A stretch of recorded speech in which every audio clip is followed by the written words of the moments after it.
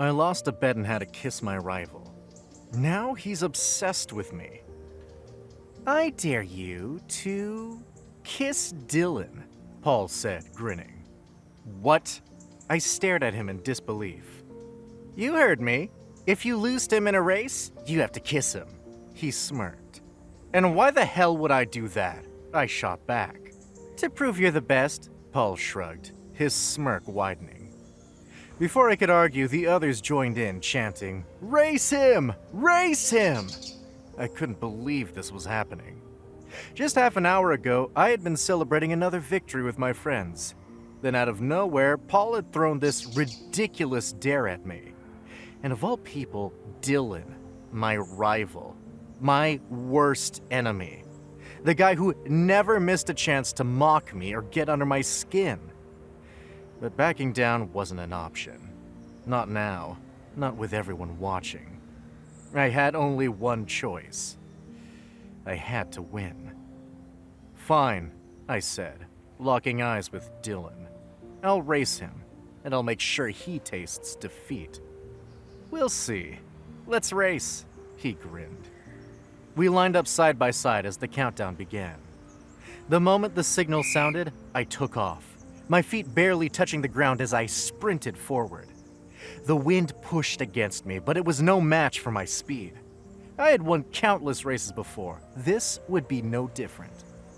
I poured every last ounce of energy into my final push and lunged forward, crossing the line. A triumphant cheer left my lips as I punched the air in excitement. I had won. Or so I thought.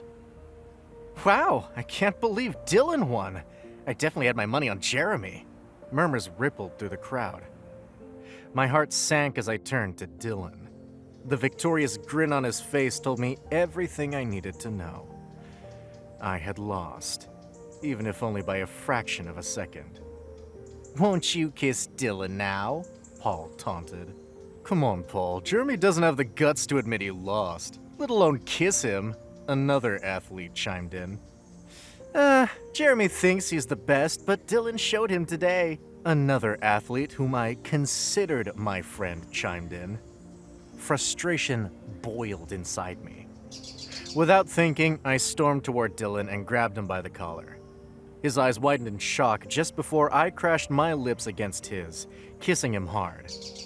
For a split second, I expected him to shove me away, or worse, punch me. But to my surprise, Dylan didn't pull back. Instead, he wrapped his arms around me, pulling me closer as he kissed me back with just as much intensity. And in that moment, amid the heat of our rivalry, I felt something electric. A spark, a tension I couldn't quite understand. A few days later, I had decided to move on from that kiss, to forget it completely. It was just a one-time thing with a rival, a dare, nothing more. I needed to focus on my training. But that was impossible. Hey, Jeremy. Dylan's familiar grin greeted me as he suddenly appeared in front of me. I would have been able to forget about the kiss long ago if this infuriating jerk hadn't started showing up everywhere. For days now, he had been appearing at the training grounds, the locker room, and even during my breaks. I had no idea what his game was, but I wasn't about to let him get under my skin. Are you still not talking to me? He pouted, feigning innocence. I have to practice, I replied coolly, brushing past him.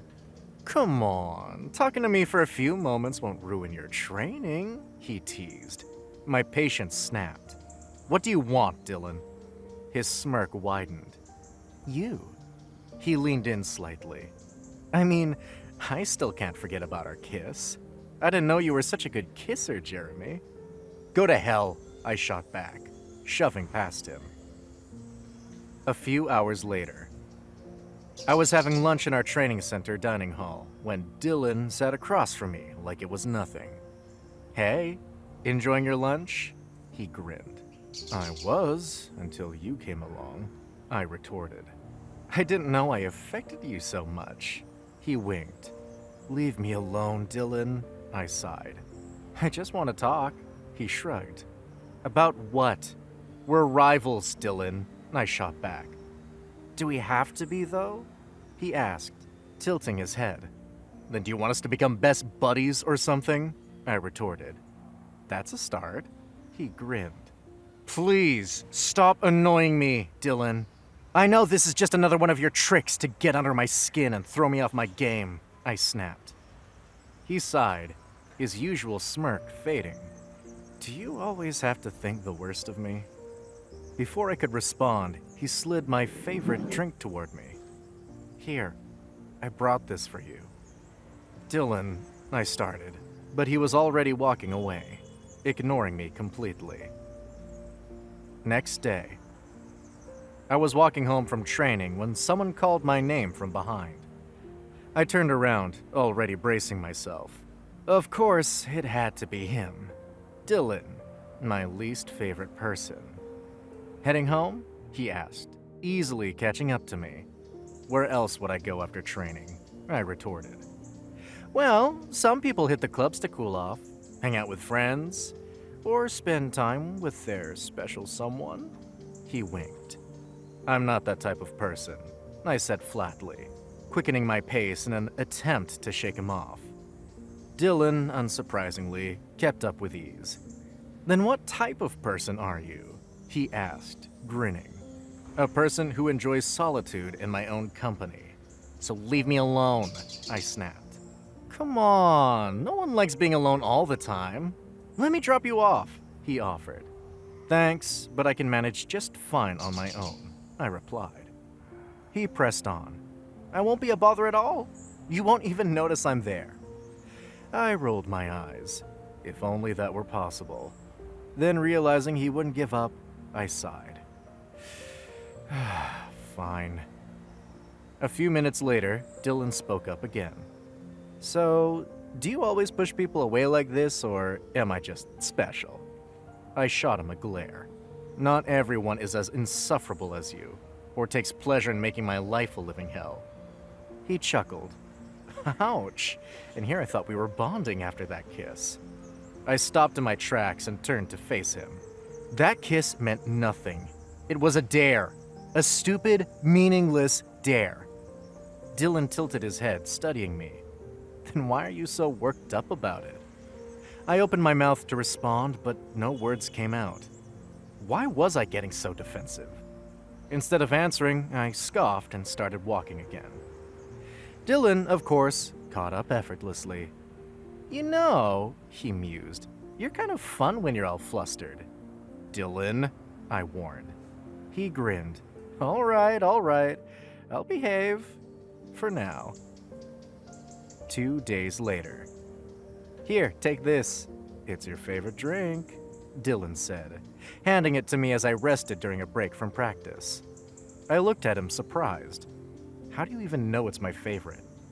He shrugged as if it were the most obvious thing in the world. I've seen you drink it plenty of times. I frowned. You watch me? Not really. Just happened to glance your way a few times, he replied casually as if it meant nothing. Okay, I said slowly, eyeing him suspiciously. Dylan smirked at my reaction, clearly amused. Relax, Jeremy, it's not like I'm stalking you. Could have fooled me, I muttered, taking a sip of the drink despite myself. He chuckled. See, I knew you'd take it. I rolled my eyes. Doesn't mean I owe you anything. Didn't say you did, he said, leaning against the fence beside me. Why are you even here, Dylan? I asked, exasperated. He tilted his head, a small smirk still playing on his lips. Maybe I just like messing with you. Whatever, I muttered, finishing my drink before walking off. Dylan didn't follow this time, but I could still feel his gaze on me, lingering longer than it should. A few days later.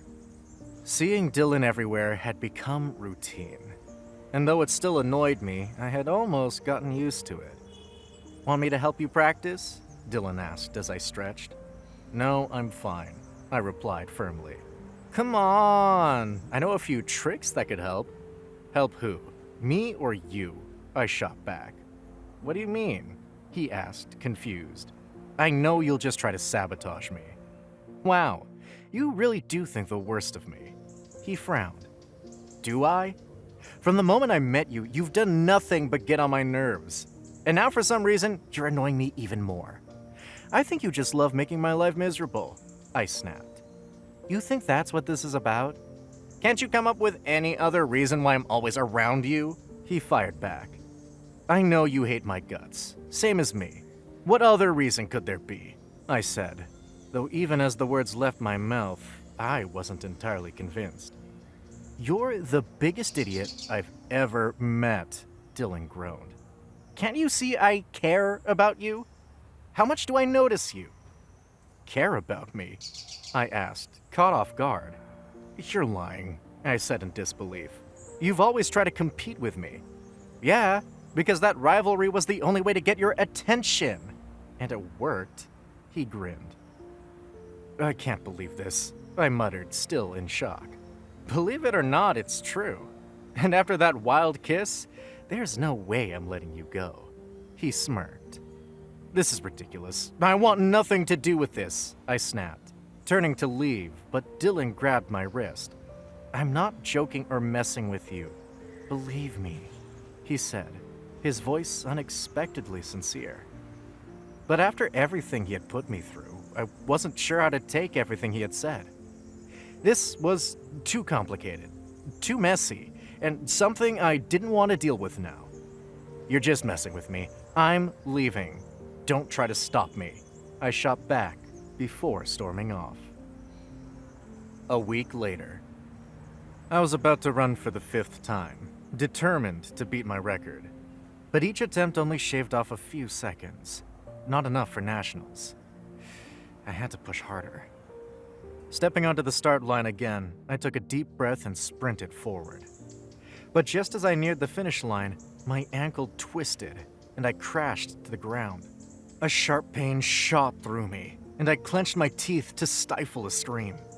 Before I could react, strong arms wrapped around me, pulling me up. I turned, and of course, it was Dylan. Relax and take my support. Don't put pressure on your ankle, he said firmly. Thanks, I muttered. Dylan helped me to the medical room, bearing most of my weight. Still hurts? He asked. Kinda, I admitted. Want me to princess carry you? He smirked. What? No! I blurted, face heating. He chuckled. Relax, I was just teasing. You'll be fine soon. The doctor examined my ankle and clicked his tongue. You're lucky it's not fractured, but you shouldn't have overexerted yourself. I didn't think this would happen, I mumbled. Do you ever think at all? Dylan huffed. The doctor applied a sprain bandage and warned, no training, no strenuous activity. But I started. Dylan cut me off. Don't worry, Doc, I'll make sure he listens. As he helped me up and walked me home, I sighed. You know you don't have to do this. I can use the crutch. I don't trust you. If I let you go alone, I'll probably find you wrapped in bandages tomorrow. This has happened to me once before, I argued. That just means you've been lucky. The way you act, I worry about you most of the time. You worry about me? I smirked. Yeah, well, impossible things happen, he shot back. As we walked, chatting, I realized something unexpected. Dylan's company wasn't as bad as I thought.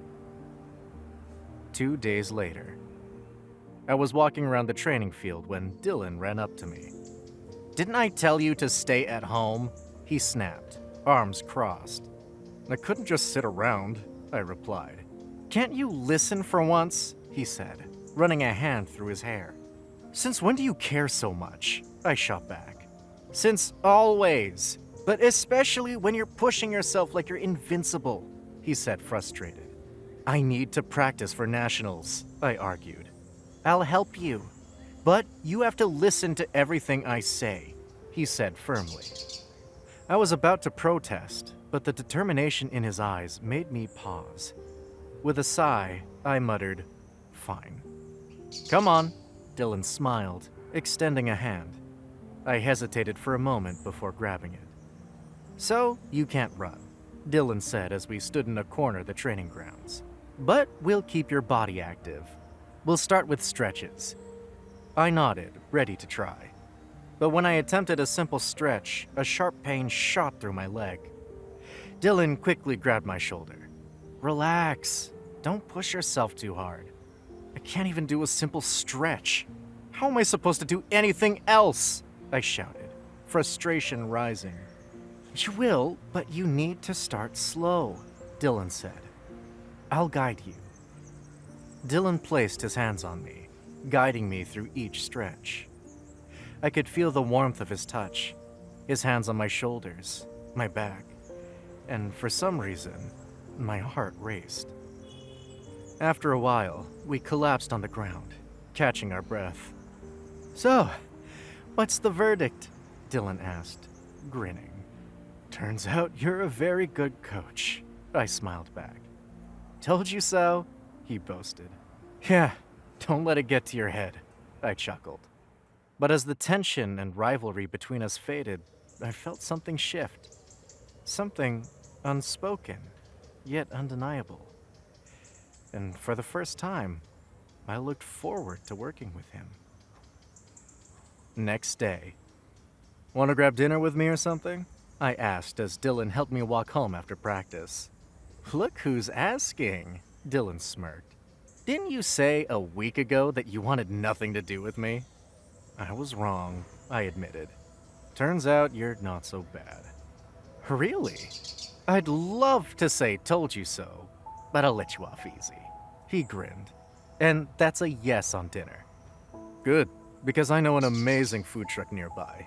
You'll love it. I smiled back. Soon, Dylan and I were enjoying tacos from the food truck. I never thought I'd be eating with you like this. I did, he said confidently. People fall for my charm eventually. Do you ever stop boasting? I grinned. Dylan smirked. It's a gift. Can't help it. I rolled my eyes, but a small smile tugged at my lips. More like a curse for everyone around you. Well, I can make an exception for you, he grinned, suddenly reaching out to brush his finger near my lips. You're so clumsy, he said, wiping away a spot of sauce. My breath hitched. For a moment, my mind went blank. The warmth of his touch lingered, sending a shiver down my spine.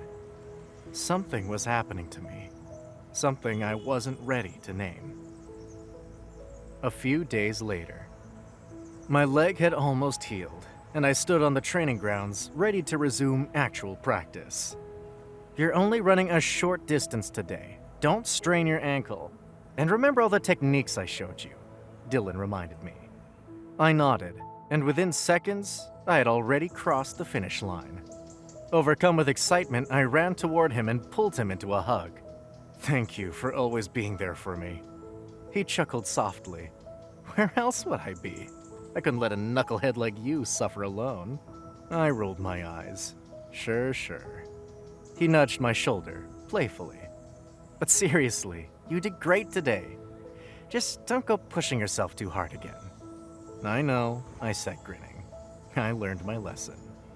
For a while, we stood there, the air between us lighter than ever. 2 days later, Dylan and I sat on the grass, exhausted but content after another successful practice. You know, he said, staring at the sky, I never thought I'd enjoy coaching someone this much. I smirked. Oh? And here I thought I was just an unbearable pain. He chuckled. That too. I looked at him, and for the first time I noticed how effortlessly he fit into my life. The way he always pushed me, but never too far. The way he read my frustrations before I even said a word. The way he made my heart pound whenever our bodies touched. You're staring, Dylan said, raising an eyebrow. I quickly looked away, my face heating up. No, I'm not. Sure, he said, amusement lacing his voice. Don't tell me you're finally falling for my charm. I scoffed, trying to ignore the sudden pounding in my chest. In your dreams. But the moment the words left my mouth, I wasn't so sure anymore. Because somewhere along the way, I had started looking forward to seeing him, to hearing his voice, to just being near him. Dylan nudged me with his knee. "You okay?" I forced a laugh. "Yeah, just thinking." No, I was not okay. Because somehow, somewhere, I started caring for Dylan. Too much. And now, I had fallen for him hard. A few days later. "Let's have another race," I challenged Dylan. What will the winner get? A kiss again?" he teased playfully. "I will let you know when I win," I grinned. "Sounding too cocky, are we?" he retorted. "Not cocky, just confident." "We'll see," he replied, smiling, and we both lined up at the starting line. I had been practicing for the past 2 weeks. I knew I could do it. And soon, I was crossing the finish line. I looked back and noticed Dylan had just crossed it after me. "I won!" I screamed in glee. Yeah. What do you want? Praise or a pat on the back?" He feigned annoyance, but I could see the smile tugging at his lips. I ran to him, grabbing his collar as I breathed, "You," before crashing my lips against his. Dylan stiffened in surprise for a moment, but then his arms wrapped around me, pulling me closer. The kiss was raw and wild, an electrifying rush that made my heart race and my mind go blank. When we finally pulled apart, Dylan gasped, "You sure about this?" I grinned, still feeling the exhilaration coursing through me. I've never been more sure of anything. Dylan let out a breathy chuckle before capturing my lips again, softer this time. "I've been waiting for this for so long." "Well, you don't have to wait anymore," I said, my voice steady despite the whirlwind of emotions inside me. I was trying to make sense of my feelings, but now I know. Dylan searched my eyes, still hesitant. "Know what?" "That I want you. Only you." His expression softened, and he pulled me even closer. "Don't ever run away. If I do, I give you full permission to chase me down and haul me back," I teased. "Oh, don't worry. I'll drag your ass right back where you belong," he smirked, leaning into me. And for a while, we just stayed like that, lost in each other, listening to the steady rhythm of our heartbeats. Next day. "So, we're finally on an official date." Dylan grinned as we sat down at a nice restaurant. "Is that what this is?" I smirked, teasingly. "Don't even think about backing out now. You were the one who asked me," he pointed out with a smug grin. I chuckled. "I was just joking. But we should keep this a secret for now." Dylan's smile faltered. "And why's that?" "You do know that dating is strictly forbidden in our training camp. Because of what happened with those 2 athletes? They were dating and ended up prioritizing each other over the team. One missed a crucial race, the other broke all the rules trying to be with him." Dylan looked away, jaw tight. "Yeah, I remember. They both ruined our camp's reputation too, because of their reckless actions." I nodded. "Exactly. The coaches won't risk it happening again. If they find out about us, it won't matter how good we are. They'll pull us from nationals without blinking." He looked like he wanted to argue, but after a moment he sighed. "Fine. We'll keep it a secret. For now." "Thanks," I said, reaching for his hand. "It won't be so bad, you'll see." Dylan didn't pull away.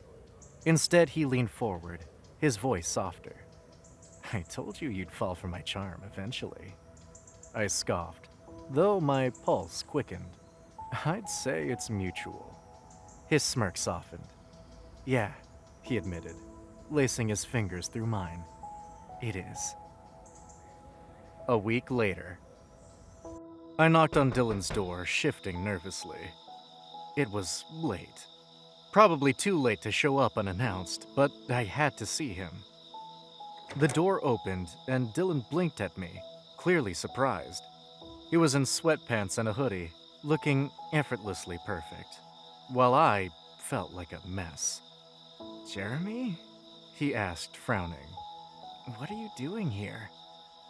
"I just wanted to talk," I said, hesitating. He studied me for a moment, then stepped aside. "Come in." Once inside, he crossed his arms. "What's going on?" I fidgeted. "All this hiding, keeping us a secret? It's driving me crazy. I feel like I'm doing something wrong." Dylan moved closer, gently brushing my cheek. "Does this feel wrong?" I ran a hand through my hair. "Not this.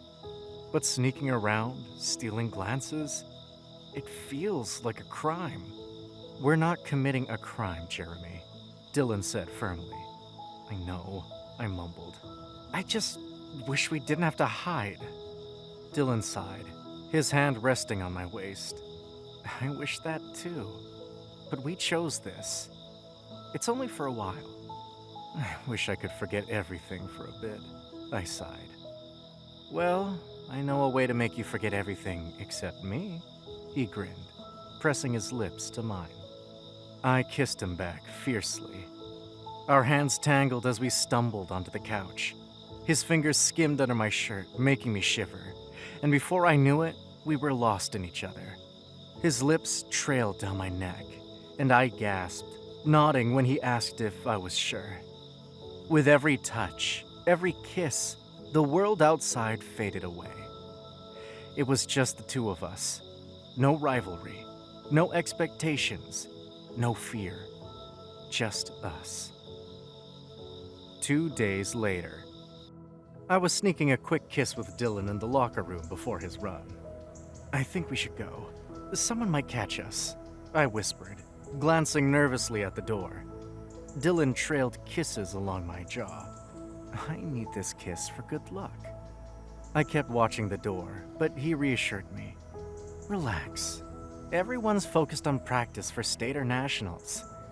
"I think that's enough," I said, gently pushing him away. He frowned, then grinned. "Fine. See you after practice. I'll make it up to you." I chuckled. "Go leave everyone in the dust. Good luck." I gave him a thumbs up as he left.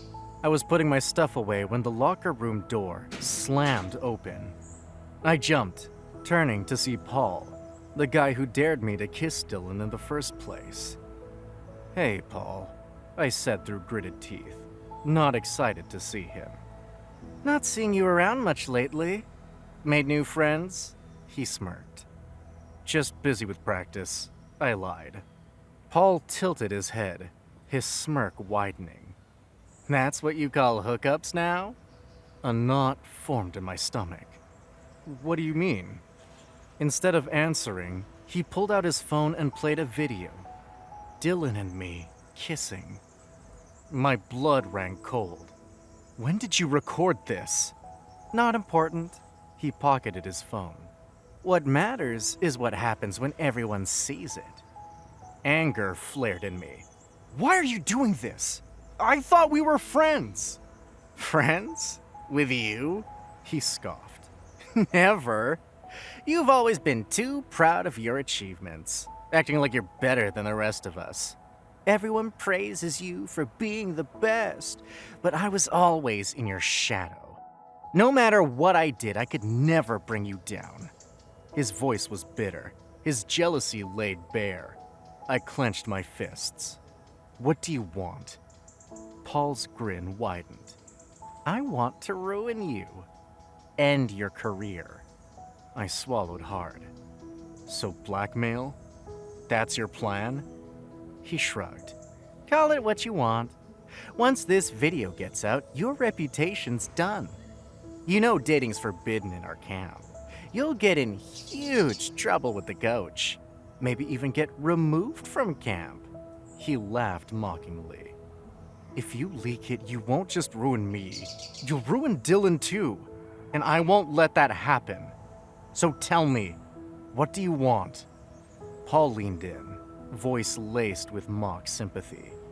Seems you really care about him, he chuckled. Fine.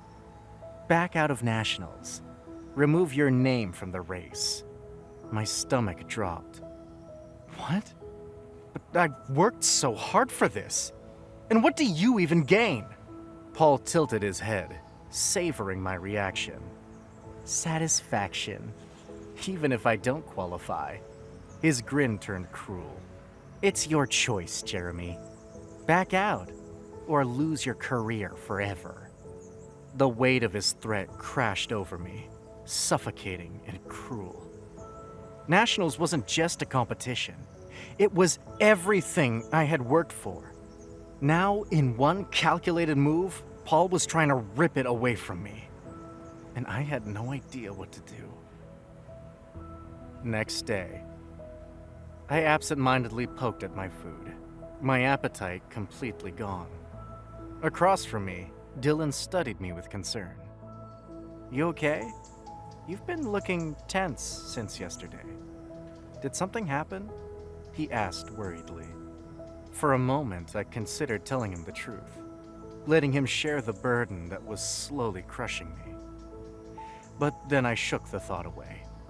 I didn't want to worry him. He had already done so much for me. This was my problem, and I had to handle it alone. No, of course not. I forced a smile, hoping it looked convincing. Just stressed about nationals. Oh, you shouldn't be worried about that, he reassured me. Your training is going great. You're definitely going to qualify. His confidence in me made my heart ache. I smiled back at him, realizing how lucky I was to have him by my side. If only he knew. My phone vibrated on the table. I picked it up, my stomach twisting into knots when I saw the name on the screen. Paul. Made up your mind about leaving nationals? Or should I leak the video? I swallowed hard and quickly typed back. Give me some time. His response came almost instantly. You have until tomorrow, and don't try any tricks with me or you'll regret it. I won't. Who's texting you so much? Dylan asked, raising an eyebrow. Just a friend, I lied smoothly. He smirked. Someone might think you're seeing someone else. Nothing like that, I said, forcing out a chuckle. But even as I smiled, the worry in my heart only grew heavier. Next day. Not training today? Dylan asked, pausing mid-stretch as he noticed me sitting on the sidelines. No. I got removed from the Nationals race. I lied, feeling my heart clench painfully. Earlier in the day, I had gone to my coach and requested to withdraw, claiming my ankle hadn't fully healed. It was the only excuse that would work. But I couldn't use the same reason with Dylan. He knew the truth. What? Why? His shocked gaze locked onto mine. Coach thinks my injury might cause me to mess up during the race. I forced the words out. That's ridiculous! Didn't you tell him your ankle is completely fine now? Dylan demanded. I did, but he wasn't willing to listen. Another lie. Another stab of guilt. Dylan clenched his jaw, then turned abruptly. I'll go talk to him. Panic surged through me. I reached out and grabbed his hand. Dylan, wait. Why? He can't just take you out like that. It's unfair. His voice was sharp with frustration. It won't change anything, I said quietly. And it'll only get you in trouble. I don't care. His expression was fierce, his body tense. But I do. My grip tightened around his hand. I don't want you to lose your chance too. For a moment, it looked like he was going to fight me on it. But then he exhaled sharply, his shoulders sagging. Fine. Without another word, he pulled his hand from mine and walked away. I sat there, watching his retreating figure, a dull ache settling in my chest. I had thought sacrificing nationals would only cost me my dream. But now, as Dylan walked away from me, I realized it might cost me something far worse. Him. A few weeks later. Today was the day of the national qualifying race. I had pulled out, but I was still here to support Dylan no matter how much it hurt. "Dylan!" I waved at him cheerfully. "Go get him!" He smiled, but something about it felt off. Then, to my shock, he walked to the podium and took the mic. My stomach twisted. What was he doing? "I know many of you were expecting me to run today, maybe even win," Dylan said. "But I believe someone else deserves this chance. Someone who's a better racer than me." My heart stopped. What was he saying? "That person is Jeremy." His voice was fierce, unwavering. "He deserves this more than I do. So I'm stepping out to give him this chance." He pointed at me, and I tried to protest, to yell that I didn't want this. But before I could, my coach shoved me toward the track. "You can't waste this. Go win." His voice was firm, leaving no room for argument. Guilt gnawed at me. This was Dylan's spot, not mine. But then I looked at the track stretching ahead. The finish line. My dream right in front of me. The dream I'd chased since childhood. No. Dylan had given me this chance, and I wasn't going to waste it. The whistle blew. I sprinted forward, pushing against the wind using every technique Dylan had taught me. My mind emptied. Nothing mattered except the finish line. And then, suddenly, I was crossing it. The ribbon broke around me, and the roar of the crowd filled my ears. I had won. But my focus wasn't on the cheers, the coach, or my teammates. My gaze locked onto the one person who had made this possible. The person who had become the most important to me. Without thinking, I ran to Dylan and crashed my lips against his. The world, the race, everything faded. He didn't hesitate, kissing me back just as fiercely. When we finally pulled away, breathless, he searched my eyes. "You don't want to hide anymore?" "Never again. And the coaches can't do anything now that I've qualified for nationals. We're free to date." Then a question struck me. "But why did you back out? This was your dream too." Dylan sighed. "I found out the truth. I knew something was wrong, and then I saw Ball's blackmail text on your phone. I knew you'd never put your name back in, so I had to do this." "But what about your dream? You wanted to be a professional racer." He smiled. "Maybe a long time ago. But training you made me realize I love coaching more than racing. I don't regret this, not for a second. You deserve this win, Jeremy." Emotion swelled in my chest. "It's only because of you." I hesitated, then took a deep breath. "I've been meaning to say this for a long time, and I think this is the right moment. Dylan, I don't know when or how, but you became the most important person in my life. I can't imagine my life without you. I love you." Dylan's eyes glistened. "I've been waiting to hear that for so long. I love you too, Jeremy. And I can't wait to spend every day of my life with you." As the crowd erupted in cheers again, we kissed once more. Slowly, tenderly. In that moment, nothing else mattered.